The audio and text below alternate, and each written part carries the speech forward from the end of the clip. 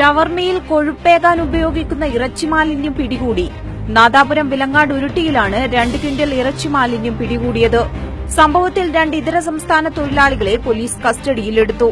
ആളൊഴിഞ്ഞ പറമ്പിൽ ഷെഡ് കെട്ടിയാണ് ഇറച്ചി മാലിന്യങ്ങൾ സൂക്ഷിച്ചിരുന്നത്. ആട്, പശു, പോത്ത് എന്നിവയുടെ ഇറച്ചി മാലിന്യങ്ങൾ ഉപ്പു ചേർത്താണ് സൂക്ഷിച്ചിരുന്നത്. രൂക്ഷമായ ഗന്ധം പുറത്തു വരാതിരിക്കാനാണ് ഉപ്പിട്ട നിലയിൽ സൂക്ഷിക്കുന്നത്. ഉണക്കി സൂക്ഷിച്ച നിലയിലും ഇവിടെ നിന്ന് ഇറച്ചി കണ്ടെടുത്തു.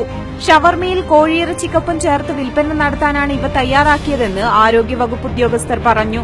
നാട്ടുകാർ ആദ്യം സംശയം പ്രകടിപ്പിച്ചപ്പോൾ വാഴക്കിടാനുള്ള വളമാണെന്ന് തെറ്റിദ്ധരിപ്പിക്കുകയായിരുന്നു. എന്നാൽ ദുർഗന്ധം അനുഭവപ്പെട്ടതിനെ തുടർന്ന് നാട്ടുകാരുടെ പരാതിയിൽ ആരോഗ്യവകുപ്പ് ഷെഡിൽ പരിശോധന നടത്തുകയായിരുന്നു. ഷവർമയ്ക്ക് കൂടുതൽ കട്ടിയും കൊഴുപ്പും തോന്നിപ്പിക്കാൻ വേണ്ടിയാണ് ഇവ ഉപയോഗിക്കുന്നത്. ഷവർമയിലെ കോഴിയിറച്ചി ലെയറുകൾക്കിടയിലാണ് ഇവ വെക്കുന്നതെന്നും തൊഴിലാളികൾ വെളിപ്പെടുത്തി. 3 മാസം മുൻപാണ് ഷെഡുകൾ കെട്ടി ഇറച്ചി മാലിന്യം സൂക്ഷിക്കാൻ തുടങ്ങിയത്. കുറ്റ്യാടി പോലീസ് സംഭവത്തിൽ കേസെടുത്തു.